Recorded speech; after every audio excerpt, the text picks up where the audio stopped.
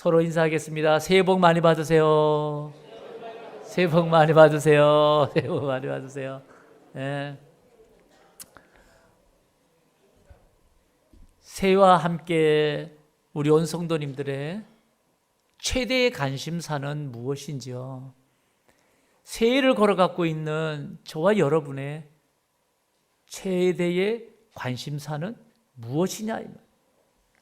물론 여러 가지가 있겠습니다만은 그래도 우리는 신앙인이기 때문에 아무래도 신앙생활 또 교회 생활이 우리의 관심사가 아닐까라는 생각을 해봅니다. 왜냐하면 우리는 이미 교회 생활이 즐거우면 여러분 이 세상의 삶이 아무리 힘들어도요, 그래도 견딜 힘이 생기고, 그래도 힘들어도 여러분 살 의미가 생겨서 용기가 나고, 그래서 하루하루 감사하게 돼요. 반면에 교회 생활이 즐겁지 않고 신앙생활이 재미없으면 아무리 이 세상의 삶에 즐거운 일이 많아도요, 왠지 사는 게 즐겁지 않은 거예요. 즐겁지 않은 거예요. 왜일까? 왜 우리는 그럴까 생각해 보니까 우리는 이미 우리 삶의 교회 생활의 의미가 그만큼 커졌기 때문이다 이 말이에요. 교회 생활의 의미가 그만큼 커졌다 이 말이에요. 그래서 신앙인들에게 있어서 교회란 뗄래야 뗄 수 없는 존재가 되어버렸습니다. 그러니 이제 우리 모두가 어떻게 교회 생활을 하느냐, 어떻게 신앙 생활을 하느냐라는 문제는 내 삶에 대단히 중요한 의미를 가지게 되었다는 것을 말하는 거죠. 그런 가운데 코로나 이후에 한국 교회에 새롭게 생긴 용어 하나가 있습니다.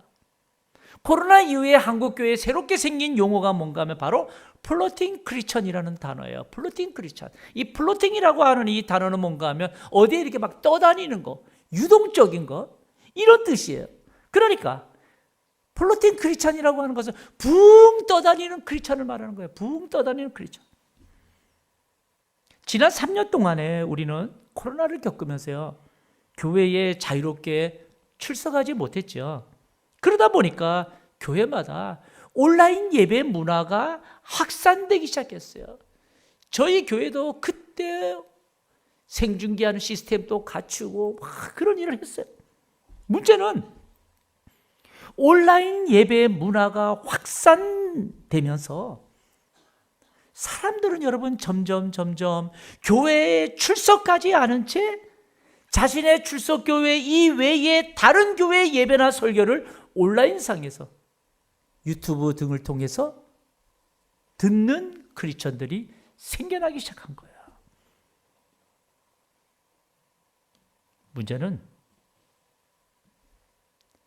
계속적으로 온라인상에 이곳저곳 유튜브를 통해서 설교를 듣고 예배를 듣고 하는 크리스천들이 머문다 이 말이에요. 다시 말하면 교회를 출석하지 않은 채 온라인상에 붕 떠서 다니는 크리스천들이 많아지게 되었고, 그래서 이들을 플로팅 크리스천이라는 새로운 단어로 만들어서 부르게 된 겁니다. 재미있는 사실은 목회데이터 연구소 자료에 의하면 이 플로팅 크리스천이 2022년도에 전체 교회의 출석자 중에 30%예요. 30%. 그러니까 10명 중 3명은 플로팅 크리스천이에요. 스마트폰 하나를 들고 유튜브를 통해서 그곳으로 예배드리는 인원들. 물론 1년이 지난 2023년도에는 24%, 그러니까 한 6%가 줄어들었어요. 그만큼 줄어들기는 했지만 여전히 크리스천들 상당수가 교회에 출석하지 않는 가난한 성도처럼 교회는 나오지 않은 채 온라인상에 붕 떠다니면서 온라인에 정착하고 있는 것을 목회데이터 연구소가 파악을 한 거예요.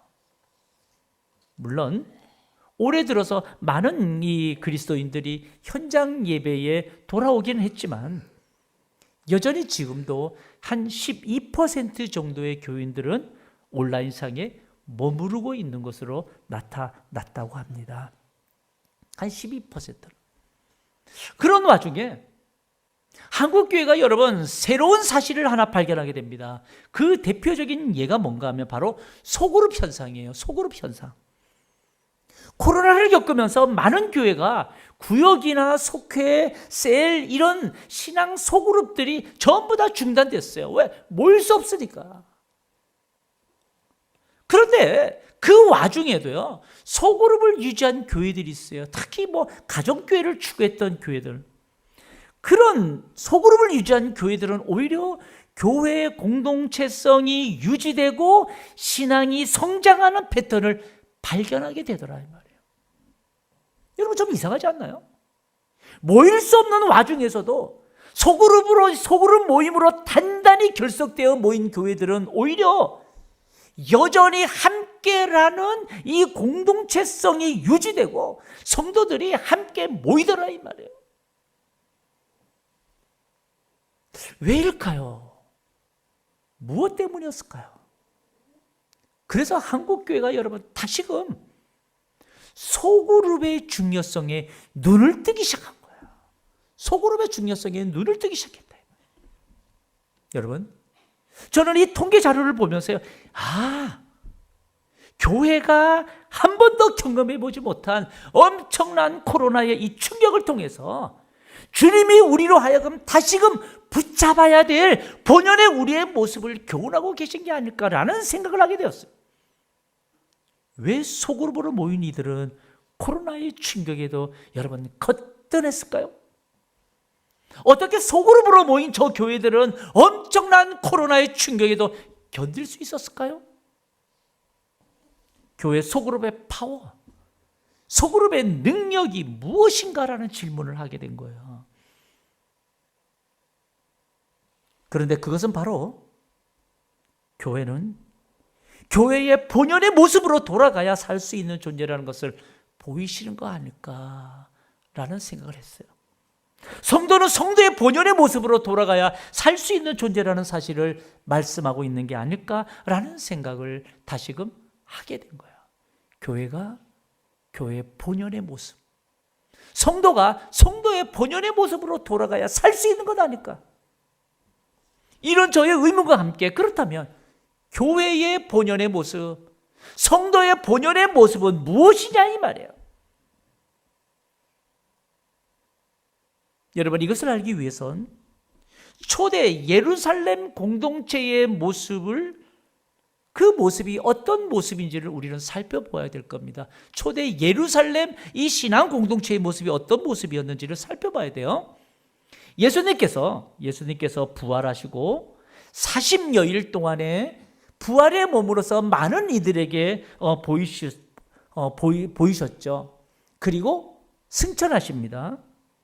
예수님께서 승천하시면서 제자들에게 마지막 하신 말씀이 있어요. 그 말씀이 사도행전 1장 8절입니다.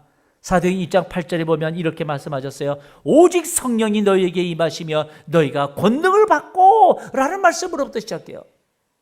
오직 성령이 너희에게 임하시며 너희가 권능을 받고. 그런데요, 예수님께서 승천하신 후에 사실은 승천하시면서 하셨던 이 말씀의 의미를 제자들은 몰랐습니다. 오직 성령이 너희에게 임하신다는 것이 뭔지를 몰랐다 이 말이에요. 그런데 예수님께서 승천하신 이후에 마가의 다락방에서 120여 명의 제자들이 모여서 기도할 때에 그곳에 성령이 충만하게 내렸다고 말씀해요. 성령이 충만하게 내려서 각 사람들이 성령이 말하게 하심에 따라서 다른 나라의 언어들로 말하기 시작했다. 지금 우리가 하는 그런 방언이 아니라 각 나라의 방언으로 말하는 그 기이한 현상을 보고서 유대 사회가 난리가 난 거예요. 유대 사회가 난리가 난 거예요. 그때부터 놀라운 것은 뭔가 하면 유대 사회의 수많은 이들이 예수를 믿기 시작하더라 이 말이에요. 사도행전 2장 41절을 보셔요. 41절에 보니까 그 말을 받은 사람들은 세례를 받으며 그날에 신도의 수가 3,000이라도, 그날에 신도의 수가 여러분 3,000이 넘는 거예요. 3,000이 넘어요. 베드로 사도의 설교에 여러분 3,000명이 그 자리에서 회심하는 역사가 일어나는 거예요. 여러분 놀랍지 않나요? 더 놀라운 것은 이때부터 예수를 구주로 고백하는 자들의 모임인 바로 신앙 공동체가 생겨나기 시작한 거예요. 이때부터 신앙 공동체가 생겨났어요. 한마디로 말하면 성령이 임하시고 난 후에 교회가 생겨나기 시작했다 이 말이에요. 교회가. 그래서 최초의 교회가 생겨나면서 교회의 모임을 보면 사도행전 2장 42절이에요. 42절에 이렇게 말합니다. 그들이 사도의 가르침을 받아 서로 교제하고 떡을 떼며 오로지 기도에 힘쓰니라. 여러분 무엇보다도 초대교회 성도들은 모일 때마다 사도의 가르침을 받았어요. 사도로부터 이들이 말씀을 사모하여서 나오면 말씀의 가르침을 배우고 그리고 그 말씀을 나누며 그 말씀에 순종했어요. 그리고 서로 교제하면서 떡을 떼면서 그렇게 친밀함을 이어갔다 이 말이에요. 그리고 그들은 모이면 오로지 뭐에 힘써요? 기도하기를 힘쓴 거예요. 오로지 기도하기를 힘썼던 거예요. 여러분 이것이 바로 성령이 임한 교회, 초대교회의 본연의 모습이다 이 말이에요. 이게 교회의 본연의 모습이에요. 이것이 초대교회 성도들의 본연의 모습이었어요. 생활에 부유한 성도들은 공동체 내에 가난한 성도들의 자존심을 훼손하지 않으면서도 그들의 필요한 것들을 나누며 섬겼고요. 가난한 성도들은 공동체 모임에 참석하기만 하며 자신이 필요로 했던 것들을 누군가로부터 채워지는 기쁨을 맛보았던 거예요. 한마디로 유무상통의 은혜가 흐르는 공동체가 초대 예루살렘 신앙 공동체였던 겁니다. 근데 성도 여러분, 이들이 이렇게 할 수 있었던 것은 여기에 중요한 한 가지 사실이 있습니다. 그것은 바로 초대교회 그리스도인들의 모임 형태에 관한 일이에요. 초대교회 그리스도인들의 모임 형태, 이건 대단히 중요합니다.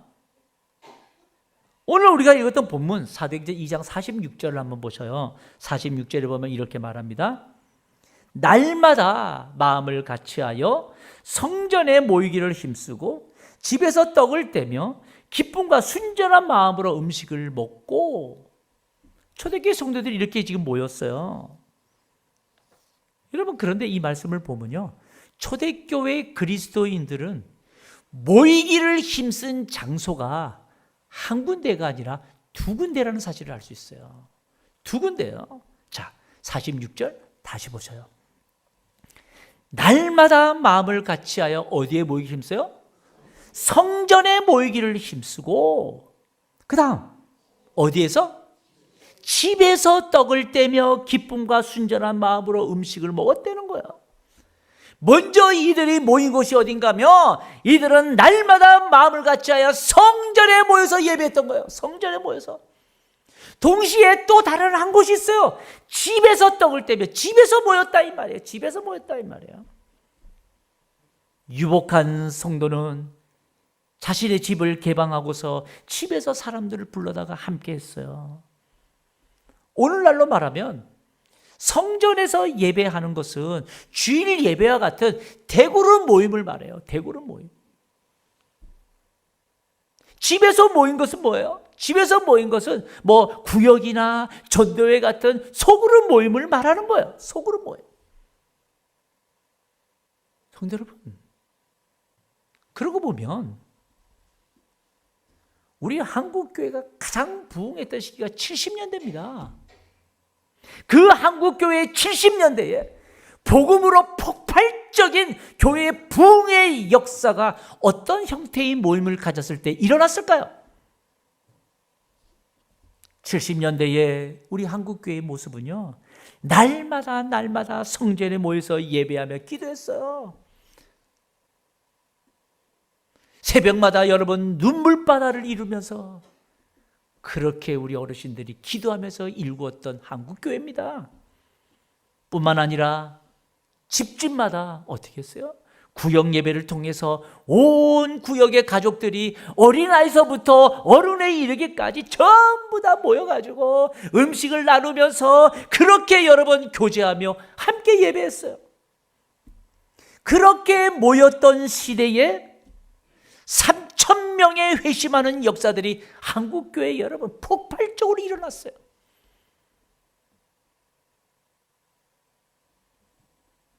그렇게 모였던 그리스도인들의 모임 형태를 통해서 한국교회가 여러분 엄청난 부흥의 역사를 경험했습니다. 분명 성경도 이 같은 사실을 말씀하고 있죠. 47절에 보세요. 47절을 보면 하나님을 찬미하며 또 온 백성에게 칭송을 받으니 주께서 구원받는 사람을 날마다 더하게 하시니라. 날마다 더하게 하시니라. 60년대를 지나서 70년대를 겪은 우리 한국교회가 얼마나 부흥의 역사의 주인공이 되는지 몰라요. 세계가 놀랄 만큼. 그런데 안타까운 것은 한국교회가 이런 폭발적인 부흥을 맛보면서 주께서 날마다 더하게 하셨음에도 불구하고 오히려 여러분 개인의 공로로 치부하기 시작한 거예요. 80년대부터 여러분 성장을 경험한 한국교회는 교만하기 시작했어요. 그리고 교회가 세속화되기 시작했어요. 그리고 성도들은 개인주의에 물들기 시작했어요. 그래서 서서히 교회로서 본연의 모습, 성도로서 본연의 모습을 잃어가기 시작했어요. 교회의 부흥이 마치 한 인간의 유능함이냐 자신을 자랑 삼고 세속화된 교회 안에도 세상의 지위가 교회 안에 그대로 들어오고 개인주의의 팽배함으로 인해서 이제는 서로 알아가는데 무관심하는 거예요. 서로에게 관심 없어요. 섬기는 것도 관심 없어요. 그래서 더 이상 교회 공동체 안에서 은혜를 나누지 못해요. 여러분 신앙인들이 가장 아픔을 경험하는 곳이 어딘지 아십니까? 교회 다니는 사람들한테 가장 힘든 것이 어디냐 물어보면요, 교회라고 말해요. 교회라고 말해요. 지금 여러분 한국교회의 이 추락된 모습은 어쩌면 교회의 본연의 모습, 성도의 본연의 모습을 잃어가고 있었기에 이것을 경계하신 주님의 징계인지도 모릅니다. 오늘날 우리의 모습을 보면 교회마다 예배마다 인간의 소리는 커졌는데 여러분 성령의 인지함의 은혜는 식은 지가 오래요. 그리스도인들은 머리만 커졌는데 가슴은 냉랭하고요. 예배가 하나님 앞에 드리는 순종의 엎드림이 아니라 이제 내 마음의 위로의 수단으로 치부되는 인간 중심의 예배로 추구되고 있어요. 어느새 우리 인생의 가장 중요한 교회 생활에서 성도들은 기쁨과 은혜를 누리지 못하고 있는지도 모릅니다. 요즘 각 교단마다 또 교회마다 심심치 않게 부르짖는 슬로건 하나가 있어요. 그게 뭔가 하면 본질로 돌아가자. 본질로 돌아가자. 말씀으로 돌아가자라는 말입니다. 왜 이런 말을 하게 되었을까요? 왜 이런 말을 하게 되었을까요? 뭔가 우리 일상의 신앙생활에서 공허함을 발견했기 때문 아닐까요? 내 믿음 생활 이대로면 안 되겠다라고 하는 신앙생활의 위기감을 인지한 것 때문 아닐까요? 생명 대신 예수를 믿고 살아가는데 내 안에 생명력을 느끼지 못하는 거예요. 살아계신 하나님을 내가 고백하고 있는데 내 안에 살아계신 하나님이 아니 계시는 거예요. 그러니까 교회가 더 냉랭한 거예요. 그런 내 믿음 생활에 위기감을 느꼈기 때문이 아닐까라는 생각을 해봅니다. 여러분, 우리 신앙인들은 교회 생활이 내 삶의 전부가 될 정도로 이미 중요한 부분을 차지하고 있어요. 교회 생활이 행복하면 세상 여러분 아무리 힘들어도 여러분 이겨낼 힘이 생겨요. 그 70년대에 가난했던 시절, 우리 할머니, 할아버지, 우리 어머니, 아버지 세대들, 여러분 그 보릿고개 가난한 시대에 여러분 새벽마다 하나님 붙잡고 기도하면서도 그 시절 행복하지 않았나요? 반면에 교회 생활이 힘들고 교회 생활이 불행하면, 교회 생활이 행복하지 않으면 아무리 여러분 세상에 즐거움이 내게 많아도요 별로 즐겁지 않은 거예요. 이것이 여러분 크리스찬의 삶이요, 이게 정상인 거예요. 교회 생활이 행복하지 않는데도 세상이 더 즐겁다 크리스찬이, 여러분 이것은 문제 있는 거예요.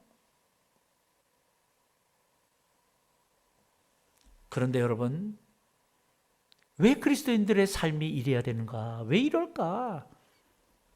여러분, 그 이유는 우리 신앙인에게 있어서 교회 생활이나 신앙생활은 우리 삶의 아주 중요한 부분을 차지하고 있기 때문에요. 초대교회 신앙인들의 모임을 한번 보셔요. 초대교회 신앙인들의 모임을 보면 날마다 마음을 같이하여 성전에 모이기를 힘썼고요, 집집마다 여러분 모여서 떡을 떼며 기쁨과 순전한 마음으로 서로 마음을 나누어 먹으면서 그렇게 신앙생활을 했어요. 그러니까 어떤 일이 생겨요? 주께서 구원받는 사람들을 날마다 더하게 하셨다고 말해요. 여러분, 우리는 여기서요 아주 중요한 신학적 예배의 모습을 우리는 보게 돼요. 신앙 공동체에 소속된 성도들이 함께 모여 하나님을 예배하는 것은 대그룹의 형태를 띠고 있는 거예요. 이 주일 예배 같은 경우 이건 다 대그룹이에요. 동시에 모두가 신앙인들이라면 반드시 필요한 또 다른 형태의 모임이 뭔가 하면 바로 집에서 떡을 떼며 교제하는 친밀한 모임이 있어야 된다 이 말이에요. 이것은 소그룹의 모임 형태를 말하는 거예요. 소그룹. 다시 말하면 온 성도들의 삶에 지쳐서 하나님 앞에 나와서 대그룹인 이 전체가 모여 예배를 드리면서 은혜를 누립니다. 그리고 또 한 가지의 은혜를 누리는 반드시 필요한 것이 뭔가 하면 소그룹의 모임, 각 전도회나 부서 등에서 모이면 서로의 삶을 나누고 지친 몸과 마음에 힘을 얻고 희망을 얻게 하는 모임이 반드시 필요한 거예요. 그러려면 우리 가운데 여러분 이제는 초대교회의 모습으로 돌아가야 된다 이 말이에요. 그러려면 교회의 본연의 모습, 성도의 본연의 모습으로 돌아가야 되는 거예요. 그래야 신앙인으로서 행복을 누리며 살 수 있는 거예요. 성도 여러분, 그래서 우리 은평교회는요 2024년도 교회 표어를 뭘로 정했는가 하면 예배와 섬김이 즐거운 교회로 정해보았어요. 예배와 섬김이 즐거운 교회. 이제 2024년도 한 해 예배와 섬김이 즐거운 교회로 좀 회복해보자 이 말이에요. 우리 모두 다 날마다 마음을 같이하여 성전에 모이기를 힘쓰고, 그래서 주일 예배를 통해서, 새벽 예배를 통해서, 금요기도를 통해서 등등 이런 대그룹 예배를 통해서 주시는 주의 은혜를 한번 누려보자는 거예요. 지난날 게으름과 나태함, 불신앙을 벗어버리고 여러분 이제 모이기를 힘써보자 이 말이에요. 제발 좀 모이는데 해하는 자들이 되면 안 돼요. 뿐만 아닙니다. 뿐만 아니에요. 반드시 우리가 있어야 될 소그룹의 모임이 필요해요. 마치 초대교회 성도들은 집에서 떡을 떼며 기쁨과 순전한 마음으로 음식을 먹으면서 서로 섬겨졌던 것처럼, 집에서 모이지는 않는다 하더라도 우리도 서로 만나면 여러분 서로 섬기며 교제해야 돼요. 최소한 일주일에 한 번씩이라도 구역 식구들 간에, 전도 회원들 간에, 부서원들 간에 서로 문자도 주고받고 기도도 하고 만나면 서로 인사하고 차도 마시고 밥도 먹고 주일에 만나면 반갑다고 막 얼싸안고 춤도 추고 서로를 좀 섬겨보자 이 말이에요. 섬겨보자 이 말이에요. 일주일에 만났는데 서로 냉랭하면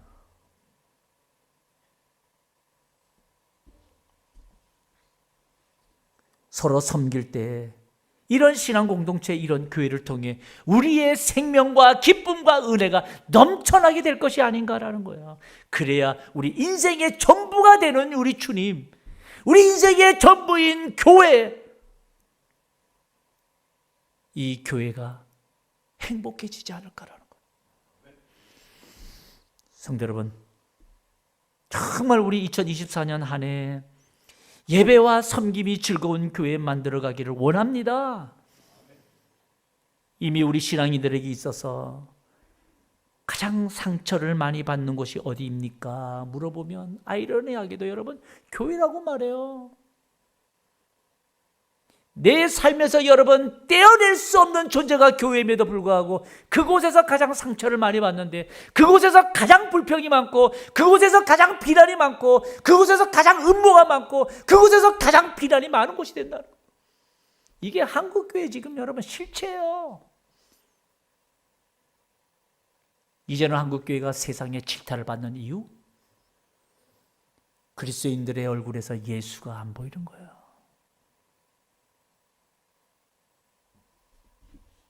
여러분 이게 정상일까요? 아니에요, 여러분. 교회 안에서 제발 부정적인 입술을 버리고 희망의 말만 해야 된다 이 말이에요. 사람을 죽이는 말이 아니라 사람을 살리는 말을 하는 신앙 공동체가 되게 하는데 우리는 애써야 될 겁니다. 그렇게 하려면 성도 여러분, 대그룹 예배도 잘 모여야 하지만 특히 소그룹 모임에서의 이 교제와 섬김이 활발하게 일어나야 돼요. 만나면 반갑고, 만나면 차도 마시고, 만나면 좀 밥도 좀 먹고, 주일날 안 보이면 좀 서로 좀 전화하고 문자하고, 전문 용어로 여러분 서로를 좀 달달 볶아야 돼요. 사랑으로. 오면 오고 가면 가고, 엘리베이터에서 안에서 만났는데도 서로 모른 척하고, 담임 목사를 만났는데도 멀뚱멀뚱 있고, 참 이상해요. 그리스도인들은요 세상에 나가면 그렇게 밝더라고. 얼마나 밝은지 몰라. 근데 교회 오면 얼굴이 다 굳어. 목사도 상처 많이 받아요. 내가 뭐 잘못했나? 내가 뭐 또 실수했나? 수없이 경험하는 거예요.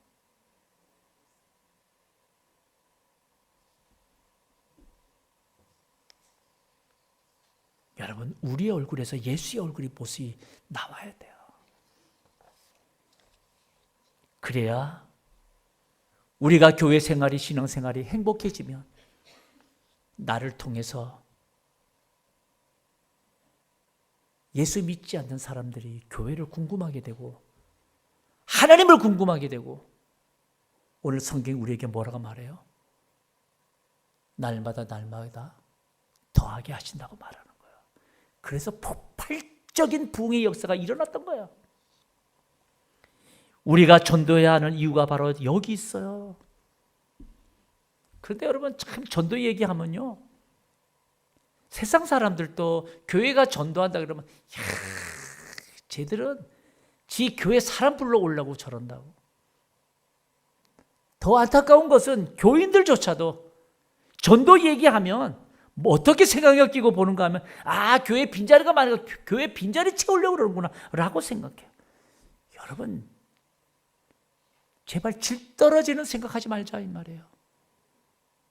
초대교회 신앙 공동체가 날마다 성전에 모이기를 힘쓰고 집에서 여러분 서로 떡을 떼며 서로 섬기며 교제하자. 일어난 현상이 뭐예요? 주께서 날마다 사람을 더하게 하신다는 거예요.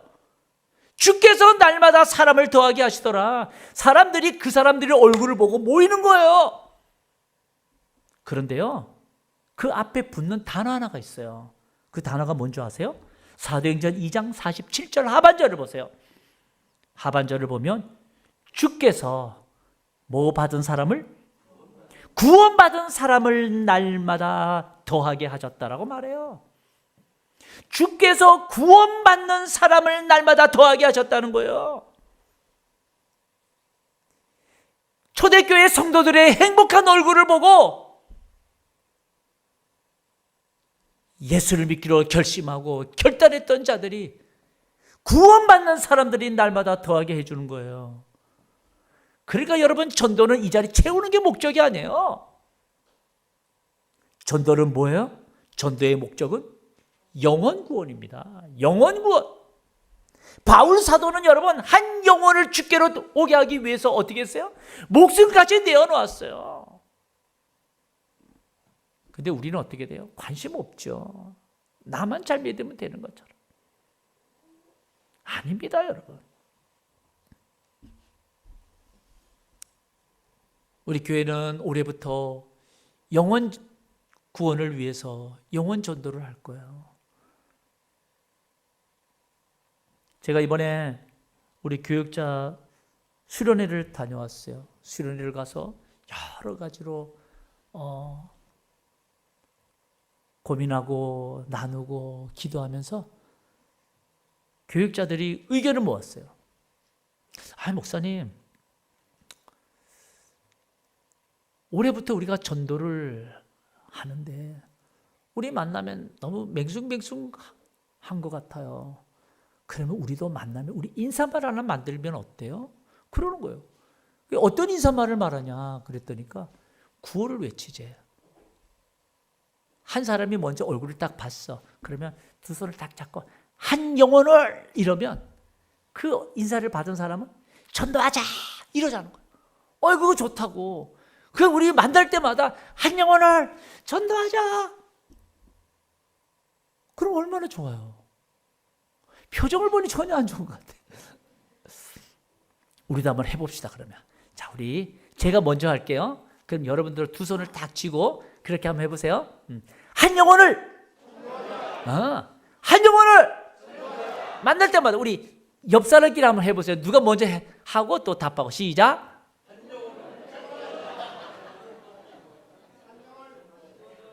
네. 한 영혼을 전도하자. 그렇게 좀 인사하자는 거예요. 만나면 멀뚱 일주일 만에 만났는데도 뭔 죽을 죄를 졌는지 그냥 인사를 안 해요. 목사는 상처 많이 받습니다. 제가 금요기도 때도 한번 얘기했어요. 제 아는 지인 한 분 있는데 이분이 여러 가지로 직장 생활하고 하느라고 교회 생활을 열심히 못했어요. 근데 그 지인이 이제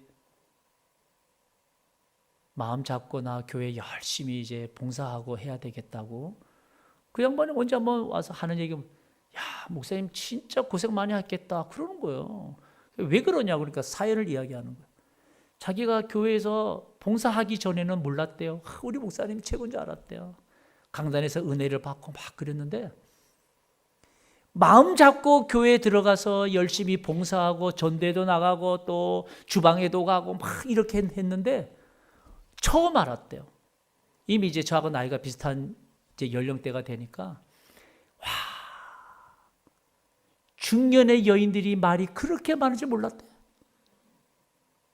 얼마나 그 기간에 들어가 보니까 말이 많고, 그리고 왜 그렇게 담임 목사 욕을 하는지 모르겠대. 근데요, 한 번 듣고 두 번 듣고 세 번 듣고 하니까 자기도, 그전에는 우리 목사님이 최고고 말씀을 드렸던 은혜 받던 사람이 그런 이야기를 자꾸 들으니까 자기도 그런 것 같더래요.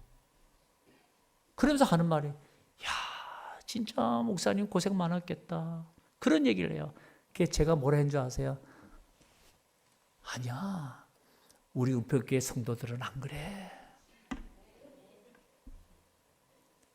우리 은평교회 성도들은 안 그래. 믿고 싶어요. 그게 하나님 앞에 덕이 돼요. 그게 믿음의 유산 남기는 거예요. 들린 대로 되게 하시는 하나님이에요. 불평하고 험담하고 막 그런 분들의 삶을 보면 그대로 쓴 열매들이 맺힌다면 여러분, 우리는 그렇게 하면 안 되겠죠. 우리 2024년도 하나님이 기뻐하시기를 해야 됩니다. 그러려면 성령으로 충만함을 받았을 때에 그 교회의 본연의 모습, 성도의 본연의 모습이 회복돼야 돼요. 회복돼야, 본연의 모습이 회복돼야 교회가 살고 성도가 사는 거예요. 한국교회가 여러분 몸부림칩니다. 지금 몸부림쳐요. 그런데 한번 물든 것은 빼기가 얼마나 힘든 줄 아세요? 두려움에 주님을 두려워하지 않는 사들, 그게 오늘날 교회가 되어버렸어요. 성도 여러분, 우리가 한 영혼을 전도하고 내 얼굴에서, 내 삶에서 예수 그리스도의 향기가 나타나면 굳이 내가 말로 전도하지 않아도 세상 사람들이 내 얼굴을 보고 관심을 가져요. 그리고는 어느 날 내게 다가와 툭툭 치면서, 저기요,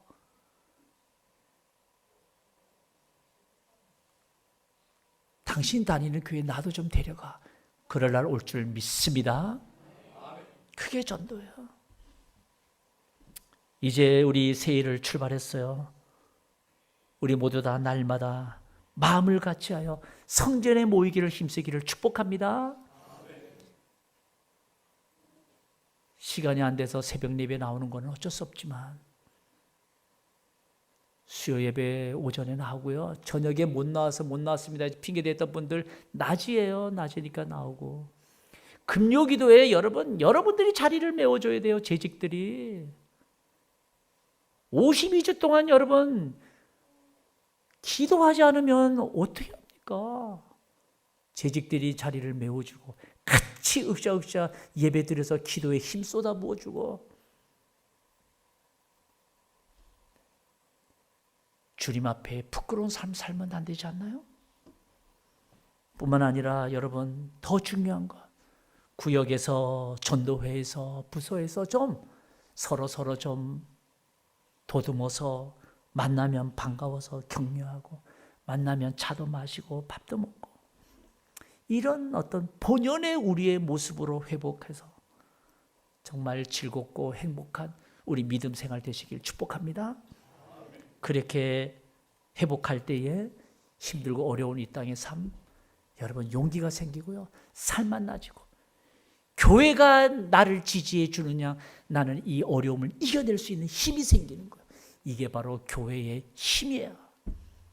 그런 귀한 삶 살아드리는 우리 온 성도들 다 되시길 주님의 이름으로 축복합니다. 기도합니다. 하나님 아버지, 우리의 본연의 모습이 무엇인지요? 예수를 믿고 영원한 생명을 얻은 자로서의 본연의 모습이 무엇인지요? 우리는 초대 예루살렘의 신앙인들의 모임들을 살펴보았습니다. 교회가 생겨난 교회의 모습도 살펴보았습니다. 어디서 예배드렸고 어디서 모였고, 그럴 때에 구원받는 자들이 날마다 더하게 하시는 주님의 역사도 살펴보았습니다. 오늘을 살아가는 우리의 모습에선 어떤 변화된 모습이 있는지요? 하나님, 다시 회복하게 해 주옵소서. 말씀으로 돌아가게 해 주시고 본연의 그리스도인의 모습으로 돌아가게 해 주셔서 내 얼굴에서 예수의 기쁨이, 예수의 향기가 드러나는 귀한 삶 살게 해 주옵소서. 감사드리며 거룩하신 예수님의 이름으로 기도하옵나이다. 아멘.